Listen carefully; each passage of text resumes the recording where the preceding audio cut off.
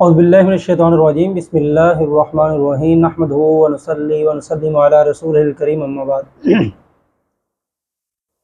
آج کل ہمارے اسلام کے اندر بہت سے معاملات ہیں جنہیں ہم سمجھنا ہی نہیں چاہتے، یعنی اس معاملات کو ہم بالکل چھوٹا سمجھ کر چھوڑ دیتے ہیں اور ہمیں پتہ ہی نہیں چلتا کہ اس کا خمیازہ ہمیں کس طرح بھگتنا پڑتا ہے، ہمیں کیا بھگتنا پڑتا ہے، ہماری اولادوں کو اس کا خمیازہ جو ہے وہ کیسے بھگتنا پڑ رہا ہے۔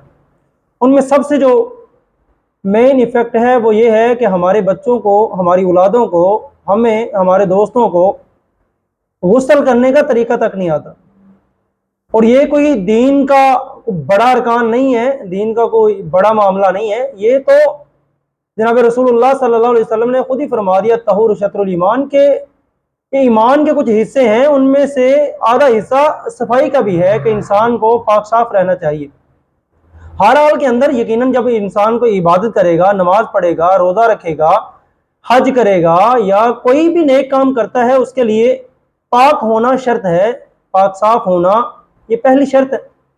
اگر اس کا جسم پاک نہیں ہے، اس کے کپڑے پاک نہیں ہیں، تو وہ عبادت نہیں کر سکتا۔ یعنی غسل کرنے کا طریقہ اب ہمارے نوجوانوں کے اندر جو ہمیں ڈیولپ کرنا چاہیے تھا، ہمیں ان کے ذہنوں کے اندر یہ بات ڈالنی چاہیے تھی، ہم نہیں ڈال رہے۔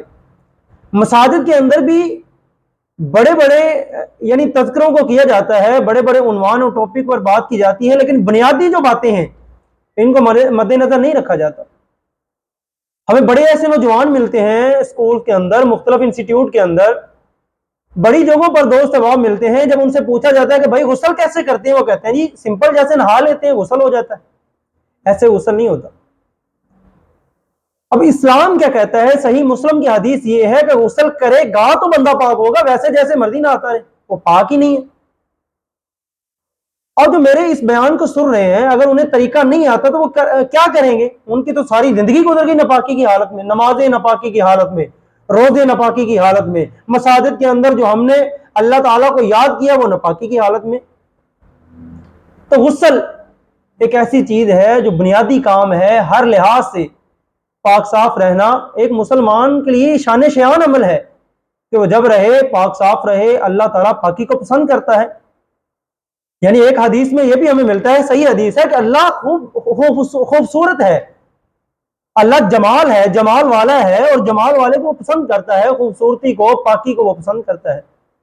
آئیے غسل کی اہمیت، جو غسل کے اسباب ہیں کہ جن کے انسان کو غسل سے کیا کیا فائدہ حاصل ہوتا ہے، انشاءاللہ ہم نیکسٹ ویڈیو کے اندر آپ سے ڈسکس کریں گے۔